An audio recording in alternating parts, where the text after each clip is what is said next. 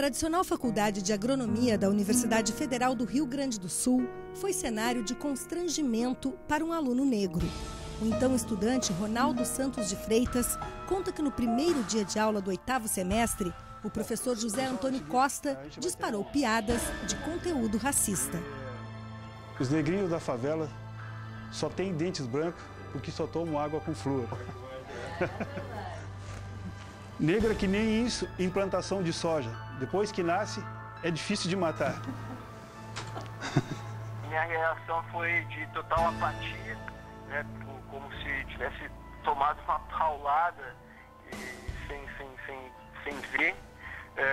A reação de alguns alunos, de alguns colegas meus, viram, né, da piada do professor, e depois talvez alguns lembraram que eu era o único negro dentro da sala de aula, e eles voltaram seus olhares para mim. Isso acho que causou um certo constrangimento na sala. É brincadeira, viu, Ronaldo? Só para descontrair a aula aqui. Pode ficar tranquilo.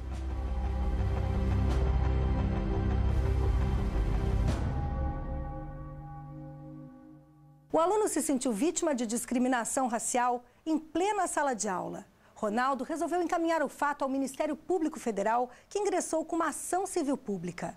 O que para o professor era apenas uma brincadeira, um meio de descontrair os alunos, para a Justiça foi considerado improbidade administrativa. O relator do processo no TRF da 4ª Região explica que a discriminação vai contra os deveres do servidor público.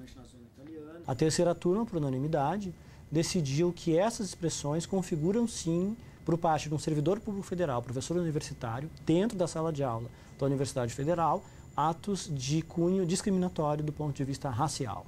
E fazer isso viola, segundo o julgamento da terceira turma, os deveres dos servidores públicos de ser probos, o dever de probidade, né? O dever de lealdade, o dever de honestidade, o dever de boa-fé, o dever de não manifestar discriminação.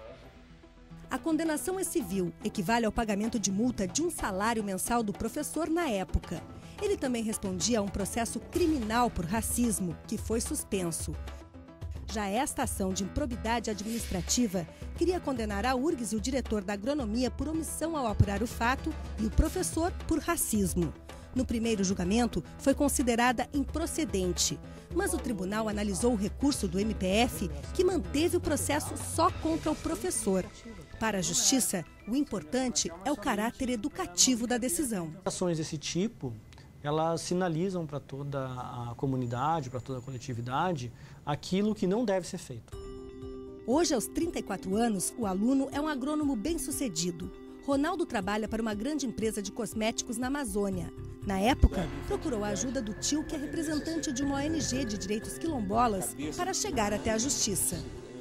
Foi um impacto muito grande, né? Porque a nossa história de vida e a ascensão e a aprovação do Ronaldo numa universidade federal, para nós foi motivo de muita alegria, uma conquista muito difícil. O professor não quis gravar entrevista e garante que não vai recorrer da decisão. No processo, argumentou que foi absolvido na sindicância administrativa da universidade e que as frases são costumeiras no meio rural gaúcho. Defesa insuficiente para a Justiça. Uma pessoa com grau de experiência, de vida, de instrução, como um professor universitário da Universidade Federal, com mestrado, com doutorado, acostumado a lidar com sala de aula, com o público, em suma, tem consciência. Né? Não é crível que não tenha consciência do conteúdo discriminatório que frases como aquelas que foram proferidas possuem intrinsecamente em si mesmas. Existe, né, um racismo um pouco velado, né? Várias brincadeiras, piadas e tal, que na verdade são extremamente ofensivas, né? E só quem sente é que sabe, né, o que isso causa. Fiquei bastante nervoso, pensei em deixar até a universidade, a qual com muito custo entrei, mas eu diria para as pessoas que realmente procurem seus direitos. Não aceito isso como uma brincadeira inofensiva e normal.